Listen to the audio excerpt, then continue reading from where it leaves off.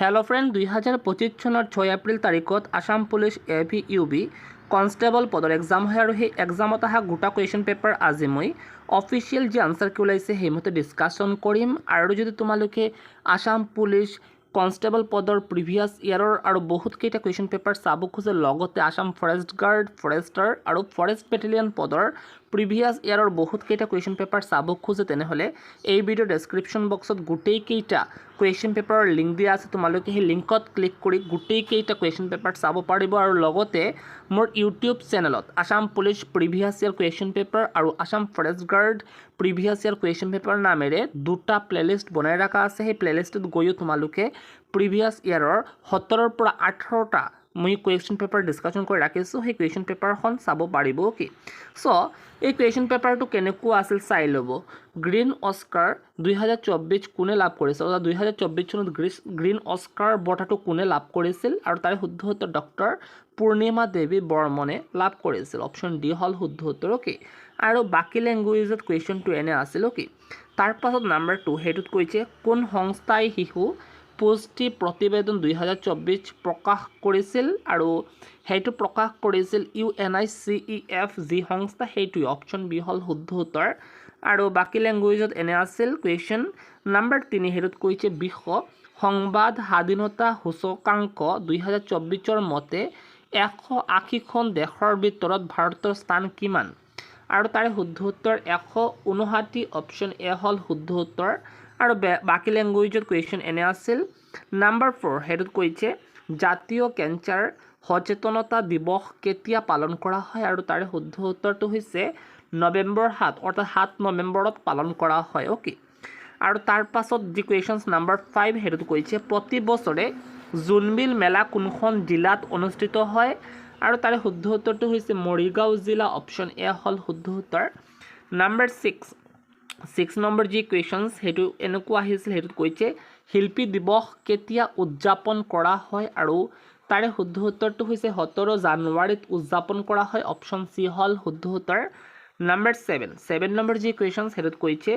অসম ৰাজ্যিক সংগ্ৰহালয়টো ক'ত অৱস্থিত তাৰে শুদ্ধ উত্তৰ গুৱাহাটীত অৱস্থিত অপশ্যন এ হ'ল শুদ্ধ উত্তৰ আৰু তাৰ পাছৰ যি কুৱেশ্যনছ নাম্বাৰ 8 সেইটোত কৈছে ASTCৰ অৰ্থ হ'ল তাৰে শুদ্ধ উত্তৰটো হৈছে Assam state transport corporation option C হ'ল শুদ্ধ উত্তৰ আৰু তাৰ পাছৰ যি কুৱেশ্যনছ নাম্বাৰ 9 সেই কুৱেশ্যনত কৈছে নিম্নলিখিত কোনটো এটা নিষ্ক্ৰিয় গেছ নহয় আৰু তাৰে শুদ্ধ উত্তৰটো হৈছে নাইট্ৰজেন এটা নিষ্ক্ৰিয় গেছ নহয় নাম্বাৰ 10 1894 চনত অসমৰ কৃষক বিদ্ৰোহ কোন ঠাইত সংঘটিত হৈছিল তাৰে শুদ্ধ উত্তৰ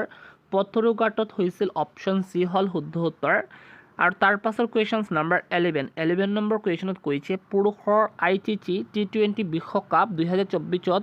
কোনে শ্ৰেষ্ঠ খেলুৱৈৰ পুৰস্কাৰ লাভ কৰিছিল আৰু তাৰে শুদ্ধ উত্তৰটো হৈছে জছপ্ৰীত বুমৰাহ অপশ্যন চি হ'ল শুদ্ধ উত্তৰ তাৰ পাছৰ কুৱেশ্যনছ নাম্বাৰ 12 নম্বৰ যি কুৱেশ্যন সেইটোত কৈছে 2034 চনৰ ফিফা বিশ্বকাপ ক'ত অনুষ্ঠিত হ'ব আৰু তাৰে শুদ্ধ উত্তৰটো হৈছে চৌদি আৰবত অনুষ্ঠিত হ'ব অপশ্যন বি হ'ল শুদ্ধ উত্তৰ তাৰ পাছৰ কুৱেশ্যনছ নাম্বাৰ 13 সেইটোত কৈছে কোন দেশে ষ্টেণ্ডাৰ্ড মিছাইল 6 উদ্ভাৱন কৰিছিল আৰু তাৰে শুদ্ধ উত্তৰ আমেৰিকা অপশ্যন এ হ'ল শুদ্ধ উত্তৰ তাৰ পাছৰ কুৱেশ্যনছ নাম্বাৰ 14 নম্বৰ যি কুৱেশ্যনছ সেইটোত কৈছে PM সৌৰজ পটেল কোন মন্ত্ৰালয়ৰ দ্বাৰা ৰূপায়ণ কৰা হৈছে আৰু তাৰে শুদ্ধ উত্তৰ সামাজিক ন্যায় আৰু সবলীকৰণ মন্ত্ৰালয় অপশ্যন চি হ'ল শুদ্ধ উত্তৰ তাৰ পাছৰ কুৱেশ্যনছ নাম্বাৰ 15 নম্বৰ যি কুৱেশ্যন সেইটো এনেকুৱা আহিছিল 2024 চনৰ IPL প্ৰতিযোগিতাত কোনে অৰেঞ্জ কাপ লাভ কৰিছিল আৰু তাৰে শুদ্ধ উত্তৰটো হৈছে বিৰাট কোহলীয়ে লাভ কৰিছিল অপশ্যন বি হ'ল শুদ্ধ উত্তৰ তাৰ পাছৰ কুৱেশ্যনছ নাম্বাৰ 16 আৰু 16 নম্বৰ যি কুৱেশ্যন সেইটো এনেকুৱা আহিছিল 2025-26ত কোন খণ্ডই আটাইতকৈ বেছি বাজেটৰ অংশ লাভ কৰিছে আৰু তাৰে শুদ্ধ উত্তৰ প্ৰতিৰক্ষা যি আপোনাৰ সেইটো আৰু বাকী লেংগুৱেজত এনেকুৱা আহিছিল তাৰ পাছৰ কুৱেশ্যন নাম্বাৰ 17 সেইটোত কৈছে ভাৰতৰ বৰ্তমান বৈদেশিক পৰিক্ৰমা মন্ত্ৰী কোন তাৰে শুদ্ধ উত্তৰটো হৈছে doctor H Jaishankar option D হ'ল শুদ্ধ উত্তৰ নাম্বাৰ 18ত কৈছে জেডমোৰ সুৰংগৰ বিষয়ত তলৰ উক্তিবোৰ বিবেচনা কৰা আৰু তাৰে শুদ্ধ উত্তৰ ই জুজিলা সুৰং প্ৰকল্পৰ এটা অংশ আৰু 6.5 কিলোমিটাৰ দীঘল সুৰংটো জম্মু কাশ্মীৰৰ গগনগিৰ আৰু সোনামাৰ্গ অঞ্চলক সংযুক্ত কৰিছে অৰ্থাৎ আনচাৰ হৈ যাব কেৱল 1 আৰু 2 অপশ্যন এ হ'ল শুদ্ধ উত্তৰ তাৰ আৰু বাকী লেংগুৱেজত এনেকুৱা আছিল কুৱেশ্যনটো আৰু তাৰ পাছত যি কুৱেশ্যনছ নাম্বাৰ 19 নম্বৰ যি কুৱেশ্যনছ সেই কুৱেশ্যনটো এনেকুৱা আহিছিল ভাৰতৰ প্ৰথম AI নগৰ কোনখন আৰু তাৰে শুদ্ধ উত্তৰটো হৈছে আপোনাৰ লক্ষ্ণৌ অপশ্যন বি হ'ল শুদ্ধ উত্তৰ আৰু বাকী লেংগুৱেজত এনে আছিল কুৱেশ্যন 20 নম্বৰ কুৱেশ্যনত কৈছে কোপাইলট কম্পিউটাৰ য'ত AI প্ৰযুক্তিৰ দ্বাৰা অনন্য ৰিকল ব্যৱস্থাৰ সুবিধা আছে কোনটো প্ৰযুক্তি কোম্পানীয়ে বনাইছিল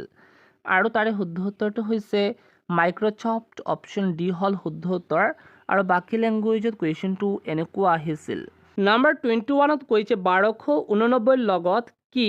ন্যূনতম সংখ্যা যোগ কৰিলে ই এটা পূৰ্ণ বৰ্গ সংখ্যা হ'ব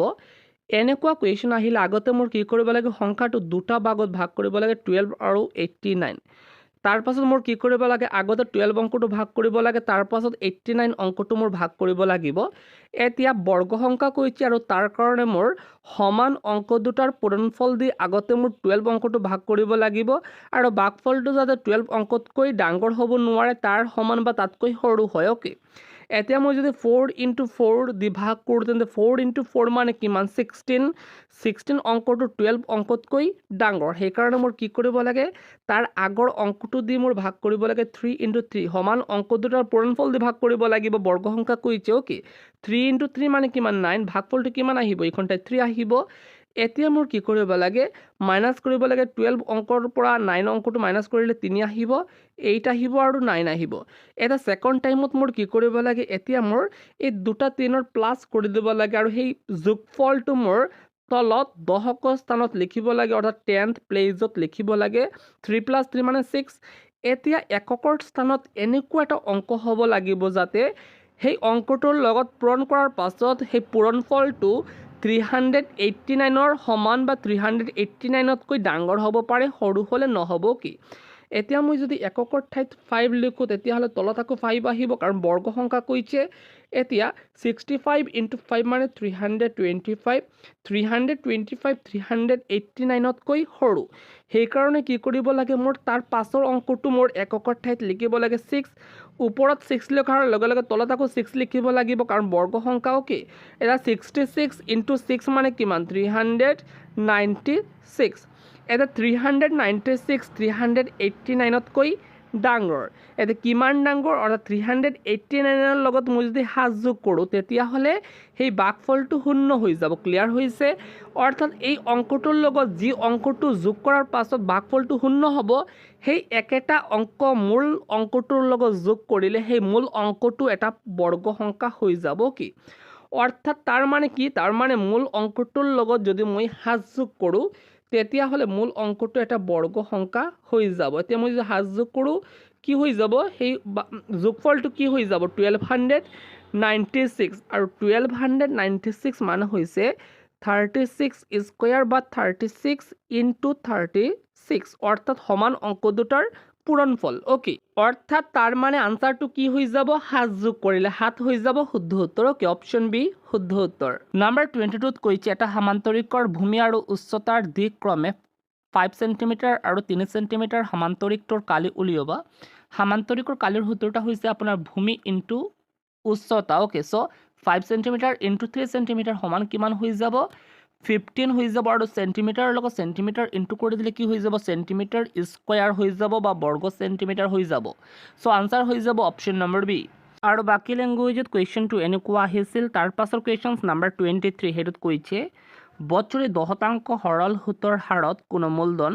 কিমান বছৰত দুগুণ হ'ব আৰু বছৰি কিমান শতাংশ সুদ দিয়া হয় 10% আৰু দুগুণ মান হৈছে 100% ওকে সো বছৰত যদি 10% বৃদ্ধি পায় 100% হোৱাৰ কাৰণে কিমান বছৰ সময় লাগিব অৰ্থাৎ মোৰ 100 শব্দটো 10 শব্দটো দি মোৰ ভাগ কৰি দিব লাগিব আৰু ভাগ কৰিলে মোৰ কিমান বছৰ সময় লাগিব সেইটো ওলাই আহিব অৰ্থাৎ ভাগফলটো যিমান হৈ যাব সিমান বছৰ সময় লাগিব ভাগফলটো হৈ যাব আপোনাৰ 10 অৰ্থাৎ আনসাৰ হৈ যাব 10 বছৰ সময় লাগিব আৰু বাকি ল্যাঙ্গুৱেজত এনেকুৱা আছিল কোৱেশ্চনটো 24 নম্বৰ যি কুৱেশ্যন সেইটো অলপ টান কুৱেশ্যন আহিছিল হেতুত কৈছে এ আৰু বি এ যথাক্ৰমে 10,000 টকা আৰু 6,400 টকা দি এটা অংশীদাৰী ব্যৱসায় আৰম্ভ কৰিলে 5 মাহৰ পিছত এ 3,000 টকা উঠাই ল'লে আৰু বি এ তেওঁৰ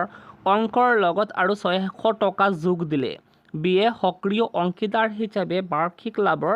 10% বেতন হিচাপে লাভ কৰে এবছৰৰ মূৰত মুঠ লাভ 16,000 টকা হ'লে বিৰ লাভাংশ কিমান হ'ব কি সো এনেকুৱা কুৱেশ্যন আহিলে আগতে কি কৰিব লাগে এ আৰু বিৰ এটা বছৰৰ ইনভেষ্টমেণ্ট ভ্যালুটো ওলাব লাগিব কি সো এৰ আগত ইনভেষ্টমেণ্ট ভ্যালুটো ওলাব লাগিব সো এ এটা বছৰৰ ইনভেষ্টমেণ্ট ভ্যালুটো কিমান টকা হৈ যাব তেওঁ 10,000 টকা ইনভেষ্ট কৰিছিল কিমান দিনলৈকে ইনভেষ্ট কৰিছিল 5 মান্থ লৈকে কি আৰু 5 মান্থৰ পাছত তেওঁ কি কৰিছে 3,000 টকা উঠাই লৈছে অৰ্থাৎ নেক্সট যি 7 মান্থ তেওঁ 7,000 টকা ইনভেষ্ট কৰিছিল কি সো ইনভেষ্টমেণ্ট ভ্যালুটো এটা বছৰৰ ইনভেষ্টমেণ্ট ভ্যালুটো কিমান হৈ যাব এৰ 99,000 টকা হৈ যাব কি এতিয়া মোৰ ভিৰ ইনভেষ্টমেণ্ট ভ্যালু এটা বছৰৰ ইনভেষ্টমেণ্ট ভ্যালুটো ওলাব লাগিব বিয়ে কি কৰিছে বিয়ে আগতে কি কৰিছে 5 মান্থ লৈকে 6,400 টকা ইনভেষ্ট কৰিছিল ওকে 6,400 টকা তেওঁ 5 মান্থ লৈকে ইনভেষ্ট কৰিছিল আৰু তাৰ পাছত তেওঁ আৰু 600 টকা যোগ দিছিল অৰ্থাৎ নেক্সট 7 মান্থ তেওঁ 7,000 টকা ইনভেষ্ট কৰিছিল কি সো তেওঁৰ এটা বছৰৰ ইনভেষ্টমেণ্ট ভ্যালু কিমান হৈ যাব 81,000 টকা হৈ যাব কি এতিয়া মোৰ কি কৰিব লাগে এ আৰু বিৰ ইনভেষ্টমেণ্ট ভ্যালুৰ অনুপাতটো ওলাব লাগিব কি সো এতিয়া মোৰ কি কৰিব লাগে এ ইজ টু বি এতিয়া মোৰ এৰ এটা বছৰৰ ইনভেষ্টমেণ্ট ভ্যালুটো হৈছে আপোনাৰ 99,000 টকা আৰু বিৰ এটা বছৰৰ ইনভেষ্টমেণ্ট ভ্যালু হৈছে আপোনাৰ 81,000 টকা এটা দুটা অংকৰে মোৰ সমান এটা অংক দি ভাগ কৰিব লাগে মই যদি 9,000 অংকটো দি ভাগ কৰোঁ তেন্তে কি আহি যাব ভাগফলটো আহি যাব 11:9 ওকে সো এ ইনভেষ্ট কৰিছিল 11 আৰু 11 ভাগ আৰু বি এ ইনভেষ্ট কৰিছিল 9 ভাগ কাৰে 9 ভাগ ইনভেষ্ট কৰিছে সৰ্বমুঠ কিমান 11 আৰু 9 যোগ কৰি দিলে কিমান হৈ যাব 20 হৈ যাব অৰ্থাৎ 20 ভাগৰ 11 ভাগ এ ইনভেষ্ট কৰিছে আৰু 20 ভাগৰ 9 ভাগ বি এ ইনভেষ্ট কৰিছে অৰ্থাৎ তেওঁলোকৰ লাভৰ শতাংশ ঠিক এনেকুৱা হ'ব অৰ্থাৎ 20 ভাগৰ 11 ভাগ এৰ লাভ হ'ব আৰু 20 ভাগৰ 9 ভাগ হৈ যাব আপোনাৰ বিৰ লাভ ওকে এতিয়া আৰু কি কৰিছে চাব এইখনতে আৰু এটা কথা লিখা আছে কৈছে তেওঁ বি এ সক্ৰিয় অংশীদাৰ হিচাপে বাৰ্ষিক লাভৰ 10% বেতন হিচাপে লাভ কৰে সেইটো তেওঁ বেতন হিচাপে পাইছে সেইটো মোৰ যি এটা বছৰৰ লাভ তাতকৈ তাৰ পৰা মাইনাছ কৰিব লাগিব আৰু এটা বছৰৰ যি লাভ 16,000 টকা তাৰে 10% মোৰ মাইনাছ কৰি দিব লাগিব কাৰণ এইটো বি এ কি পাইছে বেতন হিচাপে লাভ কৰিছে আৰু 10% মানে 16,000 আৰু 10% মানে 1600 টকা অৰ্থাৎ 16,000 টকাৰ পৰা যদি মই 1600 টকা মাইনাছ কৰোঁ তেন্তে কি হৈ যাব 14,400 টকা ৰৈ যাব সেই 14,400 টকা হৈছে এ আৰু বিৰ লাভ এতিয়া সেই 14,400 টকা মোৰ কি কৰিব লাগিব 20 ভাগত ভাগ কৰিব লাগিব কাৰণ 11:9 মান হৈছে 20 অৰ্থাৎ সেই 20 ভাগত ভাগ কৰিব লাগিব আৰু 20 ভাগৰ 9 ভাগ হৈছে আপোনাৰ 9 ভাগ লাভ হ'ব আপোনাৰ বিৰ আৰু 11 ভাগ লাভ হ'ব আপোনাৰ এৰ ওকে সো 20 দি যদি মই 14,400 সংখ্যাটো ভাগ কৰোঁ 14,400 সংখ্যাটো যদি মই 20 অংকটো দি ভাগ কৰোঁ তেন্তে প্ৰতিটো ভাগত কিমান আহিব 720 ওকে সো 720ৰ লগত মই যদি 9 ইনটু কৰোঁ তেন্তে বিৰ লাভ কিমান হৈ যাব 6,480 টকা ওকে আৰু লগতে বিয়ে কি লাভ কৰিছে বাৰ্ষিক বেতন এটা লাভ কৰিছে 10% 1600 টকা তেওঁ বেতন পাইছিল ওকে সো সেইটো মোৰ যোগ কৰি দিব লাগিব আৰু যোগ কৰাৰ পাছত তেওঁৰ বিৰ সৰ্বমুঠ লাভ কিমান হৈ গৈছে 8,080 টকা হৈ যাব বিৰ সৰ্বমুঠ লাভ ওকে নাম্বাৰ 25ত কৈছে মান নিৰ্ণয় কৰা আৰু এই কুৱেশ্যনটো কেনেকুৱা কৰা সম্ভৱ চাই ল'ব 2/3 এতিয়া ব্ৰেকেটটো উঠাই ল'ব লাগিব ব্ৰেকেটটো উঠাই ল'লে এইখন ঠাইত মাইনাছ এইখন ঠাইত মাইনাছ মাইনাছে ইনটু কৰি দিলে সেইটো প্লাছ হৈ যাব 1/3 এতিয়া এইখন ঠাইত প্লাছ এইখন ঠাইত মাইনাছ প্লাছে মাইনাছ হৈ যাব ইনটু কৰি দিলে আৰু এইখন ঠাইত আহি যাব 20/9 হৈ যাব কি এতিয়া এলচিএম ল'ব লাগিব তলৰ এলচিএম 9 হৈ যাব আৰু ওপৰত কি হৈ যাব 6 + 3 মাইনাছ আহিব এইখন ঠাইত -20 হৈ যাব কি অৰ্থাৎ হৈ যাব এনেকুৱা -11/9 হৈ যাব শুদ্ধ উত্তৰ ওকে সো অপশ্যন বি শুদ্ধ উত্তৰ আৰু বাকী লেংগুৱেজত কুৱেশ্যনটো এনেকুৱা আহিছিল। নাম্বাৰ 26ত কৈছে তলৰ সংখ্যা কেইটাৰ মধ্যমা নিৰ্ণয় কৰা আৰু মধ্যমা ওলোৱাৰ বাবে আগতে মোৰ কি কৰিব লাগে, যি সংখ্যা কেইটা দিয়া থাকিব এই সংখ্যা কেইটা সৰুৰ পৰা ডাঙৰলৈ সজাব লাগিব কি, আৰু এনেকুৱা লিখাৰ পাছত তাৰ পাছত এটা সূত্ৰ আছে, সেই সূত্ৰ দি মোৰ কৰিব লাগিব। এতিয়া চাব, এইখন ঠাইত আগতে 32 দিয়া হৈছে, তাৰপাছত 34, তাৰপাছত 35, তাৰপাছত 38 আৰু তাৰপাছত 42, অৰ্থাৎ সৰুৰ পৰা ডাঙৰলৈ লিখা আছে। যদি সংখ্যা কেইটা সৰুৰ পৰা ডাঙৰলৈ লিখা থাকে তেনেহ'লে আৰু সেইটো সজাব নালাগে। এতিয়া এনেকুৱা যদি সৰুৰ পৰা ডাঙৰলৈ দিয়া থাকে তেনেহ'লে মোৰ ছেকেণ্ড টাইমত যি সূত্ৰটো আছে সেই সূত্ৰটো ইউজ কৰিব লাগে, n+1/2, এইটো হৈছে সূত্ৰ। এতিয়া n মানে হৈছে সংখ্যা, কিমানটা সংখ্যা আছে, অ'কে, সৰ্বমুঠ 7টা সংখ্যা আছে, এইখন ঠাইত হৈ যাব 7+1/2, অ'কে। 7+1 মানে হৈছে আপোনাৰ 8 অংকটো 2 অংকটো দি ভাগ কৰিলে ভাগফলটো আহিব 4, অৰ্থাৎ 4 নম্বৰ ঠাইত থকা অংকটো হৈ যাব এই সংখ্যাকেইটাৰ মাজৰ মধ্যমা, অ'কে। চ' 4 নম্বৰ ঠাইত থকা সংখ্যাটো হৈছে আপোনাৰ 35, অ'কে। চ' 35, 1 2 3 4, 4 নম্বৰ ঠাইত থকা সংখ্যাটো 35, চ' 35 হৈ যাব আপোনাৰ মধ্যমা, অপশ্যন চি হৈ যাব শুদ্ধ উত্তৰ, অ'কে। কুৱেশ্যন নাম্বাৰ 27 সেইটোত কৈছে শতকৰা বছৰি 10% চক্ৰবৃদ্ধি সুতত 100 টকাৰ 2 বছৰৰ মূৰত মুঠ পৰিমাণ হ'বগৈ, আৰু 100 টকাৰ এটা বছৰৰ সুদ কিমান, 10 টকা, অৰ্থাৎ 100 টকাৰ যদি এটা বছৰৰ সুদ হয়, আপোনাৰ 100 টকাৰ এটা বছৰৰ সুদ, প্ৰথম বছৰৰ সুদ 10 টকা হয়। চক্ৰবৃদ্ধি সুদ যেতিয়া କହିব সেই সুদটো কি হৈ যাব, ছেকেণ্ড বছৰত সেইটো মূলধন হৈ যাব, অৰ্থাৎ দ্বিতীয় বছৰত এইটো মূলধন হৈ যাব, অৰ্থাৎ 110 টকাৰ মোৰ দ্বিতীয় বছৰৰ সুদটো ওলাব লাগিব। 110 টকাৰ যদি 10% সুদ হয় তেন্তে 110 টকাৰ সেই দ্বিতীয় বছৰৰ সুদটো কিমান হৈ যাব, 11 টকা হৈ যাব। ক্লিয়াৰ হৈছে কথাটো। এতিয়া 2 বছৰৰ মূৰত মুঠ পৰিমাণ কিমান টকা হৈ যাব, 100 টকা তেওঁৰ মূলধন, আৰু প্ৰথম বছৰৰ সুদ কিমান, 10 টকা 10% সুদত, আৰু দ্বিতীয় বছৰৰ তেওঁৰ সুদ কিমান হৈ যাব, 11 টকা, অৰ্থাৎ 2 বছৰৰ মূৰত মুঠ টকাৰ পৰিমাণ হৈ যাব 121 টকা, অ'কে। চ' আনচাৰ হৈ যাব অপশ্যন নম্বৰ এ। আৰু বাকী লেংগুৱেজত কুৱেশ্যনটো এনেকুৱা আহিছিল, অ'কে। তাৰ পাছৰ কুৱেশ্যন নাম্বাৰ 28 নম্বৰ যি কুৱেশ্যন, সেই কুৱেশ্যনৰ শুদ্ধ উত্তৰটো হৈছে আপোনাৰ এছ, অপশ্যন ডি হৈছে শুদ্ধ উত্তৰ। আৰু এই কুৱেশ্যনটো একেবাৰে সহজ কুৱেশ্যন, এই কুৱেশ্যনটো তোমালোকে সহজে গম পাই যাব, অ'কে। নাম্বাৰ 29ত কৈছে যদি x+1/x = 7 হয় তেন্তে x² + 1/x² মান হ'ব। এনেকুৱা কুৱেশ্যন আহিলে এটা সূত্ৰ আছে, সেই সূত্ৰ দি কৰিব লাগে। সেই সূত্ৰটো হৈছে আপোনাৰ n² - 2। এতিয়া মাইনাছ কিয় আহিছে, যদি এইখন ঠাইত প্লাছ থাকে আৰু এইখন ঠাইত প্লাছ থাকে তেন্তে এইখন ঠাইত মাইনাছ হ'ব, অ'কে। আৰু এইখন ঠাইত স্কুৱেৰ আছে n², আৰু সেইকাৰণে এইখন ঠাইত 2 আহিছে, অ'কে। এতিয়া কি হৈ যাব, n মানে কিমান, n মানে হৈছে আপোনাৰ এইটো সংখ্যা, অ'কে। চ' মোৰ কি কৰিব লাগে, 7² - 2। 7² মানে হৈছে দুটা হাতৰ পূৰণফল, 7 × 7 মানে আপোনাৰ 49, 49 - 2 মানে হৈছে আপোনাৰ 47। চ' আনচাৰ হৈ যাব আপোনাৰ 47, অপশ্যন নম্বৰ ডি। তাৰ পাছৰ কুৱেশ্যন নাম্বাৰ 30 নম্বৰ কুৱেশ্যনত কৈছে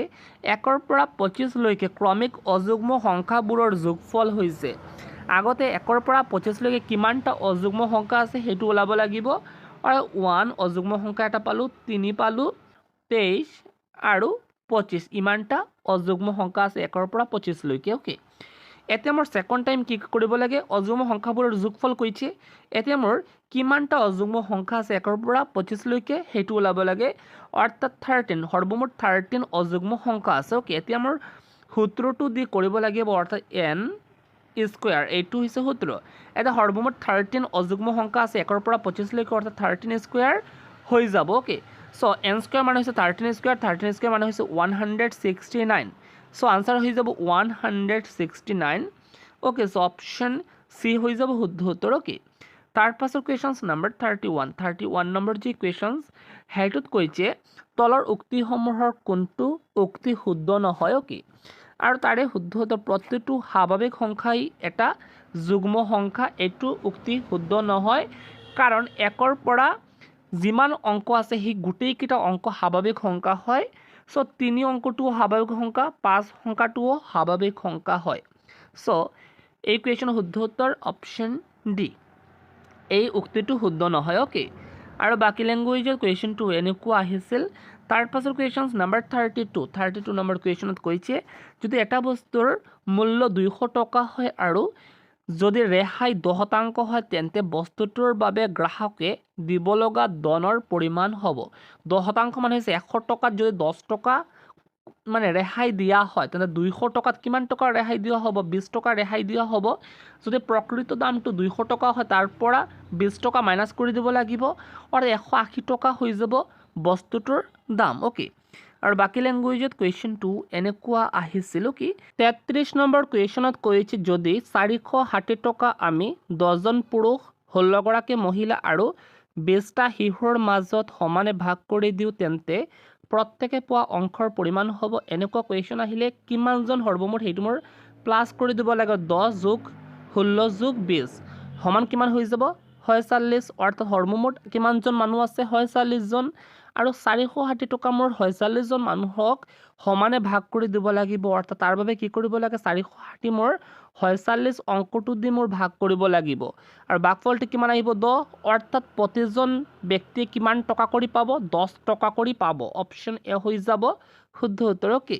আৰু বাকী লেংগুৱেজত কুৱেশ্যনটো এনেকুৱা আহিছিল নাম্বাৰ 34ত কৈছে যদি 2 to the power 2x plus 1 divide 4 equal 8 হয় তেন্তে xৰ মান হ'ব। এনেকুৱা কুৱেশ্যন আহিলে আগতে ভূমিৰ মানটো সমান কৰি দিব লাগে 2x plus 1 ডিভাইড মোৰ এইখন ঠাইত 2 স্কুৱেৰ হৈ যাব এনেকুৱা হৈ যাব আৰু 2 কিউব হৈ যাব কাৰণ ভূমিৰ মানটো মোৰ সমান কৰিব লাগে। এতিয়া ভূমিৰ মানটো যদি সমান থাকে তেতিয়াহ'লে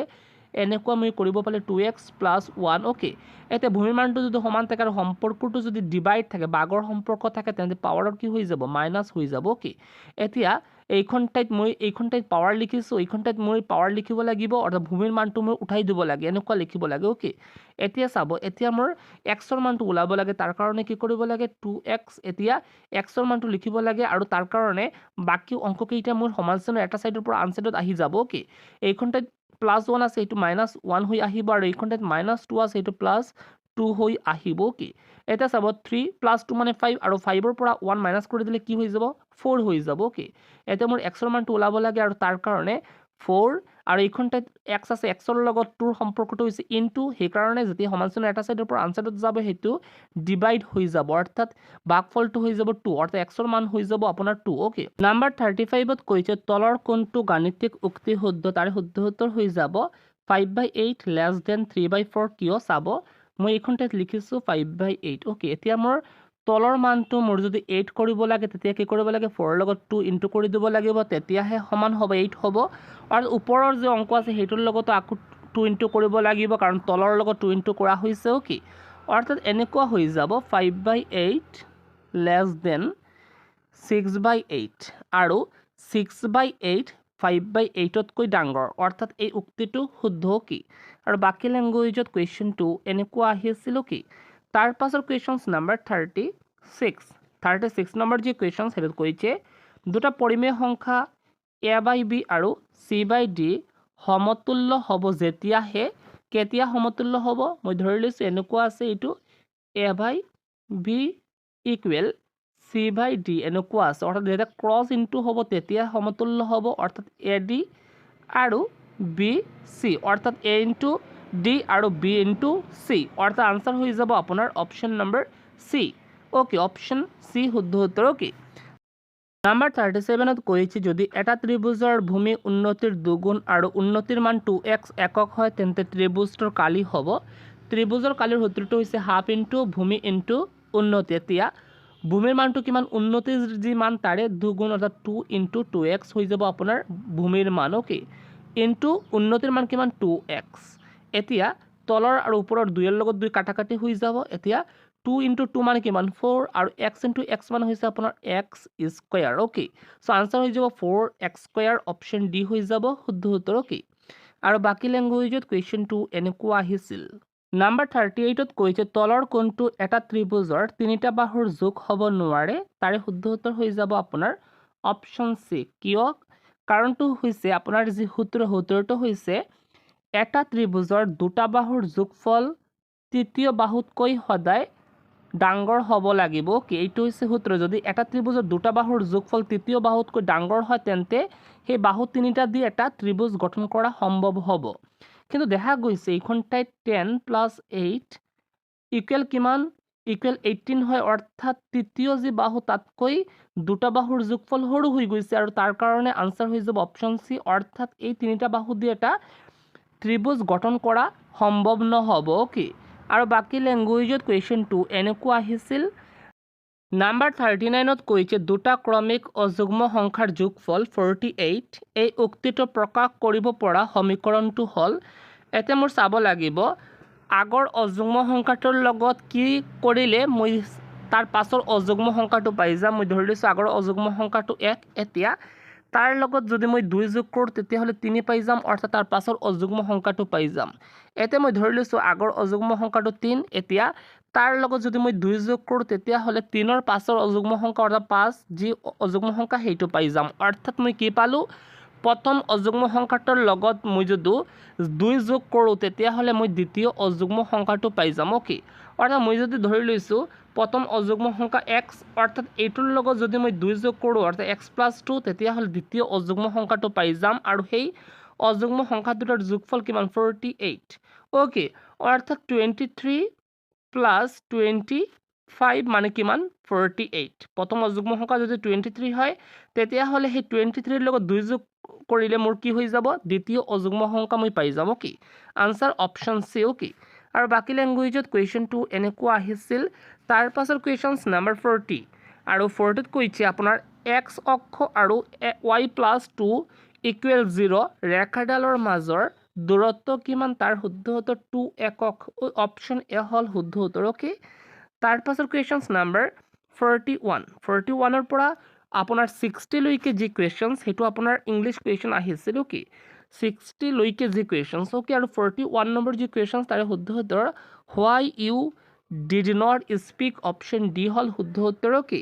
নাম্বাৰ 42ত কৈছে the train dash before we reached the station, আৰু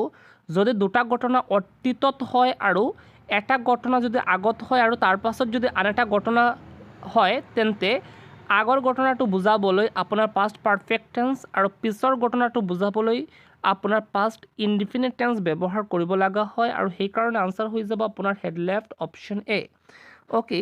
আৰু তাৰ পাছৰ যি কুৱেশ্যনছ নাম্বাৰ 43 নম্বৰ যি কুৱেশ্যনছ সেইটোত কৈছে হি ইজ ডেছ MA ইন ইংলিছ। এতিয়া কনচনেণ্টৰ আগতে এ আহে আৰু ভাৱেলৰ আগতে এন আহে, কিন্তু কনচনেণ্টৰ উচ্চাৰণ যদি ভাৱেলৰ নিচিনা হয় তেন্তে সেই কনচনেণ্টৰ আগতে এন আহিব, কি যেনে এম এ উচ্চাৰণ আপোনাৰ এম কৰাৰ আগতে এ আহিছে উচ্চাৰণ আৰু সেইকাৰণে এন আহিব, কি অপশ্যন বি শুদ্ধ উত্তৰ। নাম্বাৰ 44ত কৈছে চি ইজ গয়িং দেয়াৰ, আৰু টেগ কুৱেশ্যনত এটা ছাইড যদি এফাৰ্মেটিভ থাকে তেন্তে আন এটা ছাইড নিগেটিভ হ'ব, হয় কুৱেশ্যন মাৰ্ক আহিব কিন্তু নিগেটিভ হ'ব। কি আৰু সেইকাৰণে আনচাৰটো হৈ যাব আপোনাৰ is not Shi, option A হৈ যাব শুদ্ধ উত্তৰ। অ'কে, নাম্বাৰ 45ৰ যি শুদ্ধ উত্তৰ মানে কাৰেক্ট স্পেল্ড কোনটো, আৰু তাৰে শুদ্ধ উত্তৰ আপোনাৰ অপশ্যন নম্বৰ চি। অ'কে, তাৰ পাছত আপোনাৰ নাম্বাৰ 46 নম্বৰ যি কুৱেশ্যনছ তাৰে শুদ্ধ উত্তৰটো হৈছে আপোনাৰ had been, option D. Okay, তাৰ পাছত আপোনাৰ নাম্বাৰ 47 নম্বৰ যি কুৱেশ্যনছ তাৰে শুদ্ধ উত্তৰ ফৰ, অপশ্যন ডি। আৰু নাম্বাৰ 48 নম্বৰ যি কুৱেশ্যনছ তাৰে শুদ্ধ উত্তৰটো হৈছে আপোনাৰ তাত কৈছে আপোনাৰ voice change. Okay, Shi is writing a letter. এতিয়া ভয়েচ চেঞ্জত কি কৰিব লাগে ছাবজেক্ট ভাৰ্ব অবজেক্ট সেইটো আগতে আপোনাৰ ওলাব লাগিব, এইটো হৈছে ছাবজেক্ট, এইটো ভাৰ্ব আৰু এইটো হৈছে আপোনাৰ অবজেক্ট। এতিয়া আপোনাৰ কি হৈ যাব পেচিভ ভয়েচত আপোনাৰ যি অবজেক্ট সেইটো ছাবজেক্ট হৈ আহিব, অৰ্থাৎ এ লেটাৰ আগতে আহিব। এ লেটাৰ হৈছে আপোনাৰ থাৰ্ড পাৰ্চন ছিংগুলাৰ নাম্বাৰ, সেইকাৰণে ইজ আহিব, এ লেটাৰ ইজ। এতিয়া ভাৰ্বৰ পাষ্ট পাৰ্টিচিপল ফৰ্ম কি হৈ যাব ৰিটেন, কিন্তু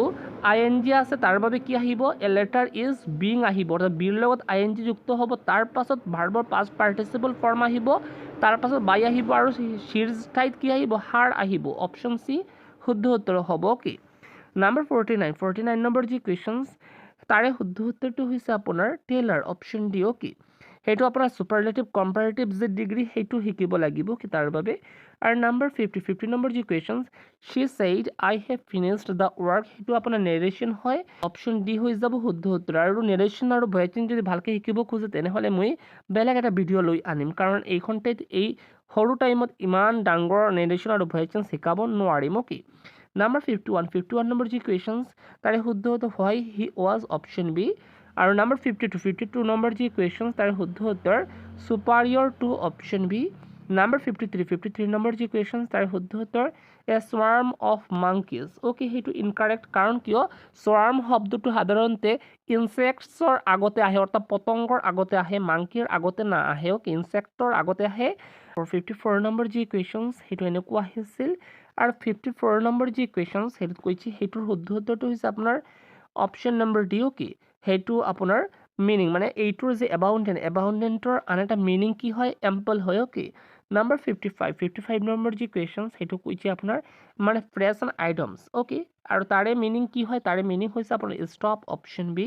নাম্বাৰ 56ত কৈছে আপোনাৰ কেলেছ যি শব্দ তাৰে যি বিপৰীত শব্দ কি তাৰে শুদ্ধ উত্তৰ sensitive option B okay number 57ত কৈছে আপোনাৰ তলৰ কোনটো শব্দ অৰ্ধ শব্দ অৰ্থাৎ বেলেগ শব্দ বাকীতকৈ আৰু তাৰে শুদ্ধ উত্তৰটো হৈছে সাবমিছিভ অপশ্যন ডি নাম্বাৰ 58 আৰু 58 নম্বৰ যি কুৱেশ্যন তাৰে শুদ্ধ উত্তৰ simile option A number 59 number যি কুৱেশ্যন তাৰে শুদ্ধ উত্তৰ ভেৰি এক্সপেন্সিভ অপশ্যন এ আৰু নাম্বাৰ 60 নম্বৰ যি কুৱেশ্যন তাৰে শুদ্ধ উত্তৰ হাৰ্ডলি অপশ্যন ডি ওকে আৰু তাৰ পাছৰ যি কুৱেশ্যন আপোনাৰ নাম্বাৰ 61 নম্বৰ কুৱেশ্যনটো এনেকুৱা আহিছিল তলৰ চিত্ৰবোৰৰ পৰা হেৰুৱা সংখ্যাটো বাছি উলিয়াবা ওকে অৰ্থাৎ মোৰ কুৱেশ্যন মাৰ্কৰ ঠাইত কি আহিব সেইটো মোৰ লিখিব লাগে ওকে এটা চাব 6 8 আৰু 12 এই তিনিটাৰ যি এলচিএম সেইটো হৈছে 24 ওকে তাৰপাছত 6 4 6 আৰু 3 এই তিনিটাৰ এলচিএম হৈছে 12 অৰ্থাৎ মোৰ কি কৰিব লাগে 5 7 আৰু 2 এই তিনিটাৰ এলচিএম মোৰ লিখিব লাগে আৰু এই তিনিটাৰ এলচিএম হৈছে 70 অৰ্থাৎ কুৱেশ্যন মাৰ্কৰ ঠাইত কি আহি যাব 70 আহি যাব ওকে আৰু বাকী ল্যাঙ্গুৱেজত কুৱেশ্যনটো এনেকুৱা আহিছিল ওকে তাৰ পাছৰ কুৱেশ্যনছ নাম্বাৰ 62 নম্বৰ যি কুৱেশ্যনছ যদি 2 * 3 * 4 = 4 3 2 5 * 6 * 7 = 7 6 5 আৰু 7 * 8 * 9 = 9 8 7 তেন্তে 2 * 5 * 7 = কিমান হ'ব ওকে এটা চাব এইখনটাত 4 আগতে আহিছে 3 আহিছে আৰু 2 আহিছে অৰ্থাৎ এনেকুৱা এটা সংখ্যা হৈ গৈছে এইখনটাত 7 আহিছে এইখনটাত 6 আহিছে আৰু তাৰ পাছত 5 আহিছে অৰ্থাৎ এইখনটাত এটা সংখ্যা হৈ গৈছে এইখনটাত চাব 9 আহিছে তাৰ পাছত 8 এইখনটাত আহিছে আৰু এইখনটাত 7 আহিছে ওকে অৰ্থাৎ মোৰ কি কৰিব লাগে আগতে ডাঙৰ অংকটো আহিব 7 আহিব তাৰ পাছত 5 আহিব তাৰ পাছত 2 আহিব অৰ্থাৎ আনসাৰ হৈ যাব 752 মানে কিমান 752 মানে হৈছে আপোনাৰ অপশ্যন নম্বৰ বি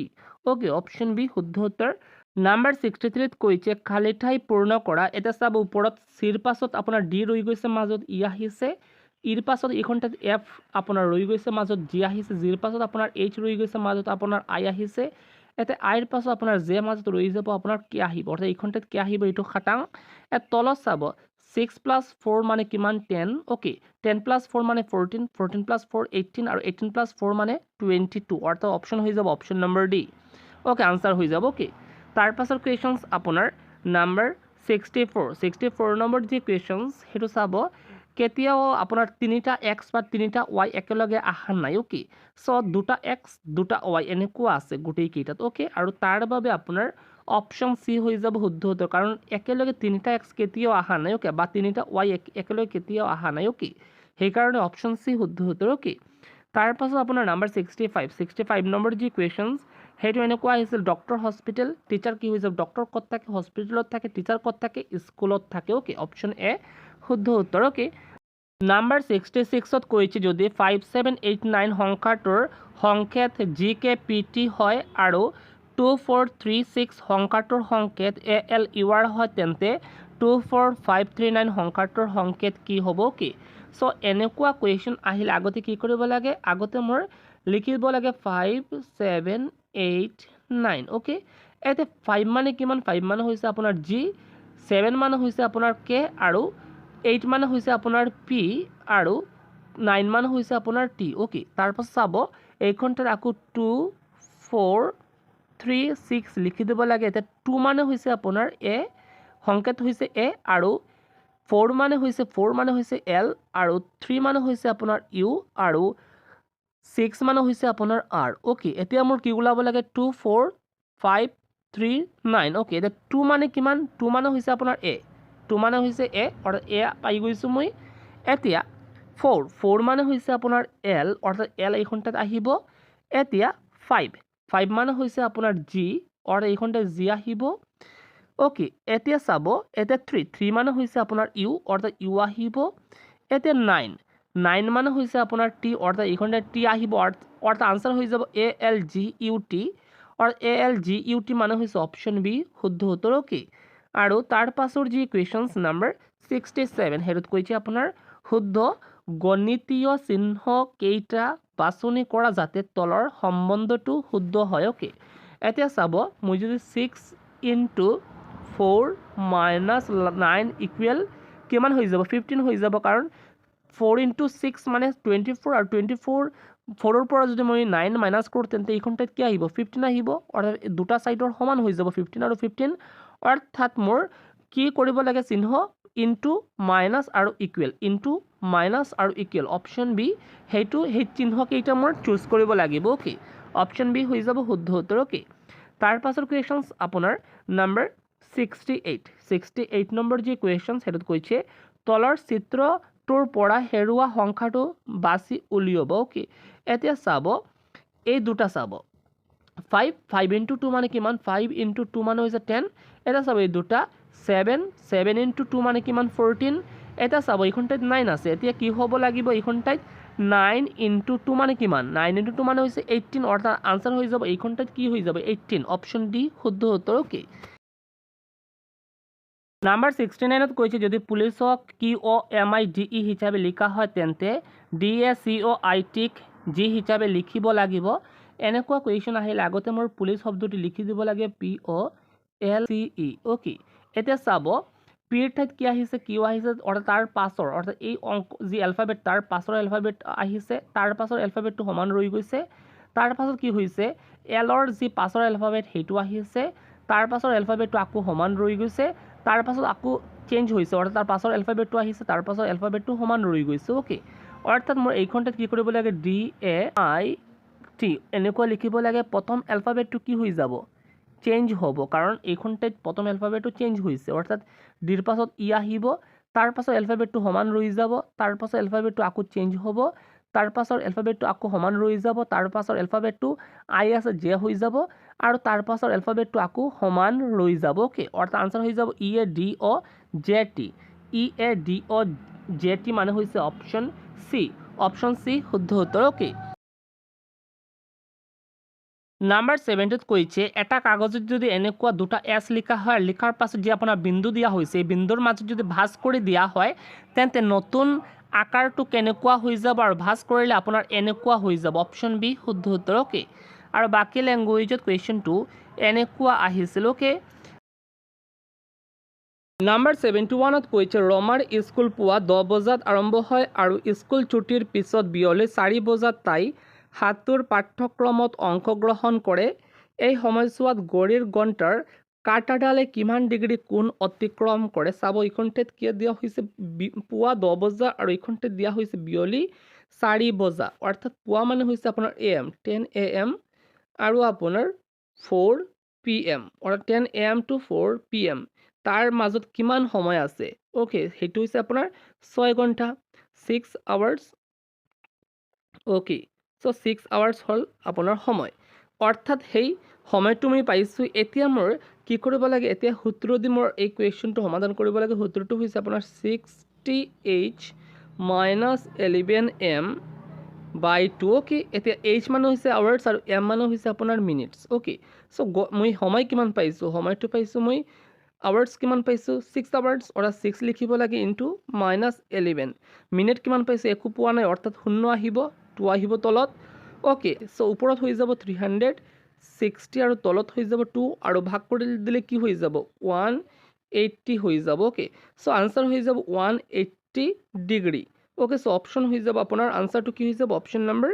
সি হৈ যাব আপোনাৰ শুদ্ধ উত্তৰ ওকে আৰু বাকী লেংগুৱেজত কুৱেশ্যনটো এনেকুৱা আহিছিল ওকে নাম্বাৰ 72 এটা লুডুগুটিৰ 3টা বিভিন্ন দিশৰ চিত্ৰ দিয়া হৈছে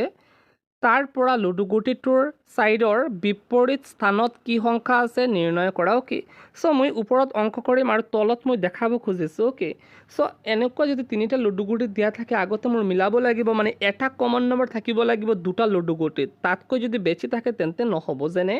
এইখন ঠাইত চাব 5 এইখন ঠাইত 5 এইখন ঠাইত 2 আৰু এইখন ঠাইত 2 অৰ্থাৎ এই দুটা লুডুগুটিৰ যি আছে সেই দুটা লুডুগুটিৰ মাজত কিন্তু দুটা কমন নম্বৰ আছে অৰ্থাৎ এই দুটা দি মোৰ নহ'ব অ'কে চ' এটা কমন নম্বৰ থাকিব লাগিব অৰ্থাৎ চাব এইখনতে 4 আছে আৰু এইখনতে কি আছে 4 আছে অৰ্থাৎ এই লুডুগুটি আৰু এই লুডুগুটি দি মোৰ অংকটো সমাধান কৰিব লাগিব অ'কে এতিয়া অংকটো কেনেকুৱা কৰিব লাগে চাব মোৰ এতিয়া কি কৰিব লাগে আগতে যি আপোনাৰ 4 দিয়া আছে বা 4 দিয়া আছে এই দুটা 4 মোৰ কি কৰিব লাগে মোৰ মাৰ্ক কৰি দিব লাগে তাৰপাছত মোৰ ক্লক ৱাইজ লিখিব লাগিব অৰ্থাৎ এনেকুৱা লিখিব লাগিব অৰ্থাৎ 4 আগতে লিখিব লাগিব তাৰপাছত 5 তাৰপাছত 2 লিখিব লাগিব ঠিক এনেকুৱা মোৰ এই 4ৰ পৰা ক্লক ৱাইজ মোৰ লিখিব লাগিব কি অৰ্থাৎ আগতে 4 লিখিব লাগিব তাৰপাছত মোৰ 6 লিখিব লাগিব তাৰপাছত 3 লিখিব লাগিব কি এটা চাব 2ৰ যি বিপৰীত স্থানত থকা অংকটো হৈছে 3 আৰু 5ৰ বিপৰীত স্থানত থকা অংকটো হৈছে 6 আৰু এটা 4ৰ বিপৰীত স্থানত থকা অংকটো কি হেতু ওলাব লাগে চাব এখন 2 3 আৰু 4 5 6 গোটেইকেইটা আছে কোনটো মিছিং আছে 1 যি আছে সেইটো মিছিং আছে অ'কে চ' 4ৰ বিপৰীত হৈ যাব আপোনাৰ 1 ক্লিয়াৰ হৈছে কথাটো অৰ্থাৎ আনসাৰ হৈ যাব অপশ্যন নম্বৰ এ আৰু বাকী লেংগুৱেজত কুৱেশ্যনটো এনেকুৱা আহিছিল অ'কে নাম্বাৰ 73 কৈছে তলত দিয়া সম্পৰ্কৰ বাবে উপযুক্ত আখৰকেইটা বাছি উলিয়াবা চাব এইখন তাত এ বি চি দিয়া হৈছে তাৰপাছত ইউ বি ডাব্লিউ তাৰপাছত ডি ই এফ এতিয়া কোনটো আহিব চাব একেলগত থকা তিনিটা এলফাবেট আহিছে এইখন ঠাইত একেলগত থকা তিনিটা এলফাবেট আহিছে এইখন ঠাইত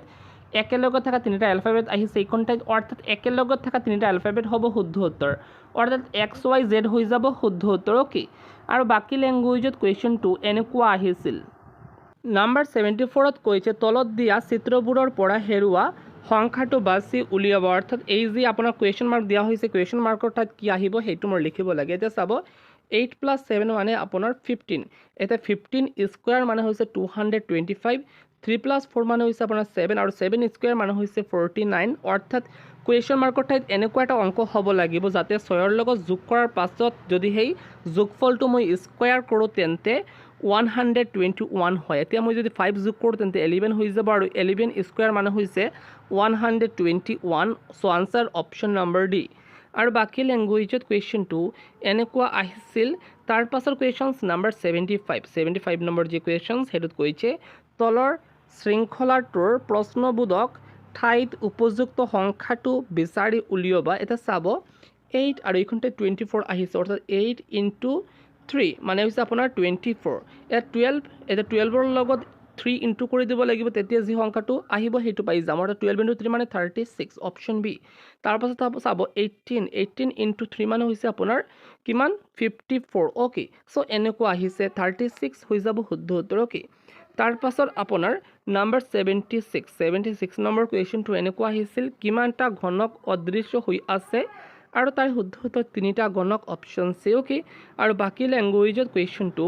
এনেকুৱা আহিছিল অ'কে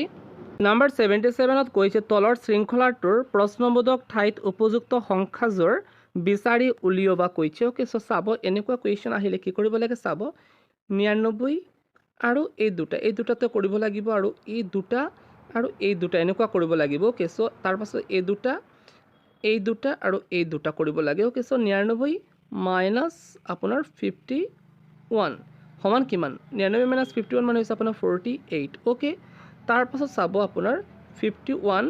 মাইনাছ আপোনাৰ 27 অ'কে চ' 51 আৰু 27 মাইনাছ কৰি দিলে কিমান হৈ যাব 24 হৈ যাব অ'কে এতিয়া মোৰ কি কৰিব লাগে 27 মাইনাছ কুৱেশ্যন মাৰ্ক ইকুৱেল 12 অৰ্থাৎ 27ৰ লগত এনেকুৱা এইখনতে এনেকুৱা এটা অংক হ'ব লাগিব যাতে মাইনাছ কৰাৰ পাছত সেই বিয়োগফলটো 12 আহে অ'কে তাৰপাছত চাব এইখন ঠাইত আকৌ 102 আৰু মাইনাছ অৰ্থাৎ এইটোৰ লগত মোৰ এইটো কৰিব লাগে বা 54 মাইনাছ কৰিলে কিমান হয় আপোনাৰ 48 আহে অ'কে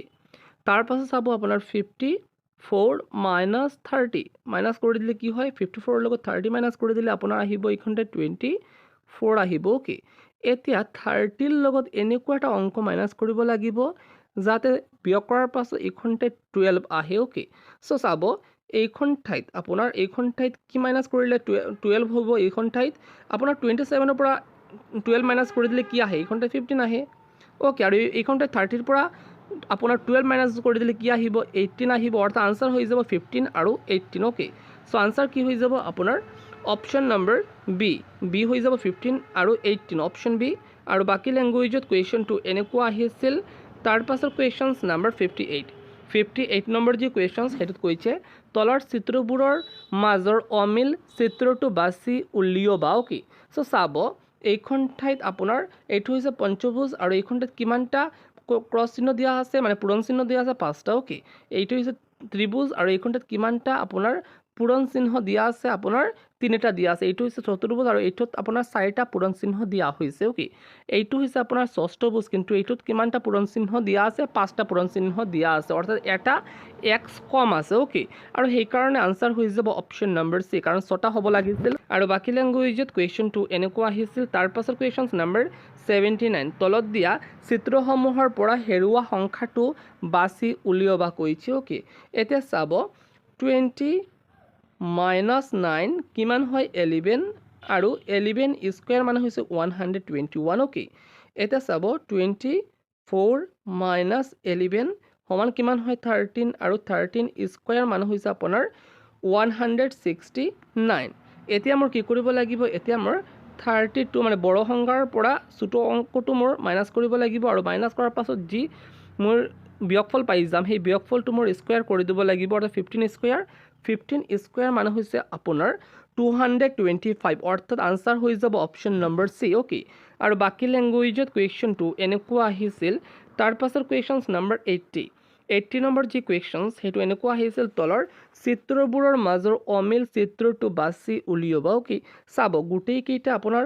এই যে আপোনাৰ দাণ্ডি দিয়া আছে, দাণ্ডিৰ ওচৰত আছে। অ'কে, চাব দাণ্ডিৰ ওচৰত দিয়া আছে। অ'কে, গোটেইকেইটা দাণ্ডিৰ ওচৰত দিয়া হৈছে। অ'কে, কিন্তু এইটো কি কৰা হৈছে? এইটো ওলোটা দিয়া হৈছে, বাকীকেইটাৰ ওলোটা দিয়া হৈছে সেই গোল চিহ্নটো। অ'কে, তাৰ কাৰণে অপশ্যন ডি শুদ্ধ উত্তৰ। অ'কে, বাকী লেংগুৱেজত কুৱেশ্যনটো এনেকুৱা আহিছিল। তাৰ পাছৰ কুৱেশ্যনছ নাম্বাৰ 81 নম্বৰ কুৱেশ্যনত কৈছে অসমত প্ৰধানকৈ উৎপন্ন হোৱা খাদ্য শস্যবিধ হৈছে, আৰু তাৰে শুদ্ধ উত্তৰটো হৈছে ধান গাছ, অপশ্যন এ। আৰু বাকী লেংগুৱেজত এনে আছিল। তাৰ পাছৰ কুৱেশ্যনছ নাম্বাৰ 82 কামাখ্যা মন্দিৰ অৱস্থিত, তাৰে শুদ্ধ উত্তৰ নীলাচল পাহাৰত অৱস্থিত। অ'কে, অপশ্যন এ শুদ্ধ উত্তৰ। তাৰ পাছৰ কুৱেশ্যনছ নাম্বাৰ 83 আহোম ৰাজবংশৰ শেষৰ গৰাকী স্বৰ্গদেউ কোন আছিল? তাৰে শুদ্ধ উত্তৰটো হৈছে পুৰন্দৰ সিংহ, অপশ্যন চি। আৰু বাকী লেংগুৱেজত এনে আছিল কুৱেশ্যনটো। তাৰ পাছৰ কুৱেশ্যনছ নাম্বাৰ 84 সেইটো কৈছে আপোনাৰ জয়দৌল কাৰ স্মৃতিত নিৰ্মাণ কৰা হৈছিল? আৰু তাৰে শুদ্ধ উত্তৰ জয়মতী কুঁৱৰীৰ স্মৃতিত, অপশ্যন এ শুদ্ধ উত্তৰ। আৰু তাৰ পাছৰ কুৱেশ্যনছ নাম্বাৰ 85 সেইটোত কৈছে নিম্নলিখিত জিলাসমূহৰ কোনখন জিলা বৰাক উপত্যকাত অৱস্থিত নহয়? আৰু তাৰে শুদ্ধ উত্তৰ মৰিগাঁও জিলা, অপশ্যন ডি। নাম্বাৰ 86 সেইটোত কৈছে আপোনাৰ সেইটো এনেকুৱা আহিছে নিম্নলিখিত কোনখন ৰাজ্যক স্বৰ্গদেউ ৰুদ্ৰসিংহই অৱশেষত আহোম ৰাজ্যত অন্তৰ্ভুক্ত কৰিছিল? তাৰে শুদ্ধ উত্তৰটো হৈছে ডিমাচা কছাৰী ৰাজ্য, অপশ্যন বি। আৰু তাৰ পাছৰ যি কুৱেশ্যনছ নাম্বাৰ 87 সেইটোত কৈছে অসমৰ প্ৰথমগৰাকী মহিলা মুখ্যমন্ত্ৰী কোন আছিল? তাৰে শুদ্ধ উত্তৰ সৈয়দা আনৱাৰা তাইমুৰ, অপশ্যন এ। আৰু তাৰ পাছৰ যি কুৱেশ্যনছ নাম্বাৰ 88 সেইটোত কৈছে কাৰ ৰাজত্বকালত ইটা আৰু চূণ চুৰকিৰ মিশ্ৰণ ব্যৱহাৰ কৰি ৰংঘৰ পুনৰ নিৰ্মাণ কৰা হৈছিল? আৰু পুনৰ নিৰ্মাণ কৰা হৈছিল আপোনাৰ স্বৰ্গদেউ প্ৰমত্ত সিংহৰ সময়ত। অ'কে, আৰু ৰংঘৰ বনাইছিল ৰুদ্ৰসিংহই, কিন্তু সেইটো পুনৰ নিৰ্মাণ কৰা হৈছিল আপোনাৰ প্ৰমত্ত সিংহই বনাইছিল, প্ৰমত্ত সিংহৰ সময়ত। অ'কে, তাৰ পাছৰ কুৱেশ্যনছ নাম্বাৰ 89 সেইটোত কৈছে অসম কায়াংকি আৰু কেনইং প্ৰশিক্ষণ কেন্দ্ৰ ক'ত অৱস্থিত? আৰু তাৰে শুদ্ধ উত্তৰ চাৰণবিল, মৰিগাঁৱত অৱস্থিত। অ'কে, আৰু তাৰ পাছৰ কুৱেশ্যনছ নাম্বাৰ 90 সেইটোত কৈছে অসমৰ পুলিচ প্ৰশিক্ষণ মহাবিদ্যালয়খন ক'ত অৱস্থিত? তাৰ শুদ্ধ উত্তৰ দেৰগাঁৱত অৱস্থিত, অপশ্যন বি। আৰু তাৰ পাছৰ যি কুৱেশ্যনছ নাম্বাৰ 91 কৈছে গৰম পানী অভয়াৰণ্য ক'ত অৱস্থিত? তাৰ শুদ্ধ উত্তৰ ডিফু, অসমৰ ডিফুত অৱস্থিত। অ'কে, তাৰ পাছৰ কুৱেশ্যনছ নাম্বাৰ 92 কাৰ ৰাজত্বকালত চীনা পৰিব্ৰাজক হিউৱেন চাঙে কামৰূপ ভ্ৰমণ কৰিছিল? আৰু তাৰে শুদ্ধ উত্তৰ ভাস্কৰ বৰ্মনৰ ৰাজত্বকালত। আৰু তাৰ পাছৰ কুৱেশ্যনছ নাম্বাৰ 93 সেইটোত কৈছে এছিয়ান ডেভেলপমেণ্ট বেংকে অসমত নৱীকৰণযোগ্য শক্তিৰ ক্ষমতা বৃদ্ধি আৰু শক্তি সুৰক্ষা উন্নত কৰাৰ বাবে শেহতীয়াকৈ কিমান পৰিমাণৰ ঋণ অনুমোদন কৰিছে আৰু তাৰে শুদ্ধ উত্তৰ 434.25 মিলিয়ন ডলাৰ অপশ্যন ডি। তাৰ পাছৰ কুৱেশ্যন নম্বৰ 94 নম্বৰ যি কুৱেশ্যনছ সেইটো কৈছে 1942 চনৰ ভাৰত ত্যাগ আন্দোলনত তলৰ কোনজনক ফাঁচি দিয়া হৈছিল আৰু তাৰে শুদ্ধ উত্তৰ কুশল কোঁৱৰ অপশ্যন ডি। তাৰ পাছৰ কুৱেশ্যনছ নম্বৰ 95 নম্বৰ কুৱেশ্যনত কৈছে অসমৰ লগত কোন দুখন দেশৰ আন্তঃৰাষ্ট্ৰীয় সীমা আছে আৰু তাৰে শুদ্ধ উত্তৰ ভূটান আৰু বাংলাদেশ অপশ্যন এ। তাৰ পাছৰ কুৱেশ্যনছ নম্বৰ 96 নম্বৰ যি কুৱেশ্যনছ ভাৰতৰ বৃহত্তম নদী দ্বীপটো অৱস্থিত আৰু তাৰে শুদ্ধ উত্তৰ অসমত অৱস্থিত অপশ্যন ডি হ'ল শুদ্ধ উত্তৰ। তাৰ পাছৰ কুৱেশ্যনছ নম্বৰ 97 অসমৰ একমাত্ৰ মালভূমিটো হৈছে তাৰে শুদ্ধ উত্তৰ কাৰ্বি মালভূমি অপশ্যন বি। তাৰ পাছৰ কুৱেশ্যনছ নম্বৰ 98 সেইটোত কৈছে চিয়াবুদ্দিন তালিচৰ ফাথিয়া ইব্ৰিয়া তলৰ কোনটো ঘটনা জনাৰ বাবে গুৰুত্বপূৰ্ণ উৎস আৰু তাৰে শুদ্ধ উত্তৰ মিৰ জুমলাৰ অভিযান অপশ্যন চি। তাৰ পাছৰ কুৱেশ্যনছ নম্বৰ 99 নম্বৰ যি কুৱেশ্যনছ সেইটোত কৈছে তলৰ দিয়াবোৰৰ কোনটো অসমৰ অৰ্থনীতিৰ মুখ্য স্তম্ভ তাৰে শুদ্ধ উত্তৰ কৃষি কাৰ্য অপশ্যন ডি। আৰু তাৰ পাছৰ কুৱেশ্যনছ নম্বৰ 100 নম্বৰ কুৱেশ্যনত কৈছে কোন চনত অসমৰ চতুৰ্থ তেল শোধনাগাৰ নুমলীগড়ত সূচনা কৰা হৈছিল আৰু তাৰে শুদ্ধ উত্তৰটো হৈছে 1999 চনত অপশ্যন বি।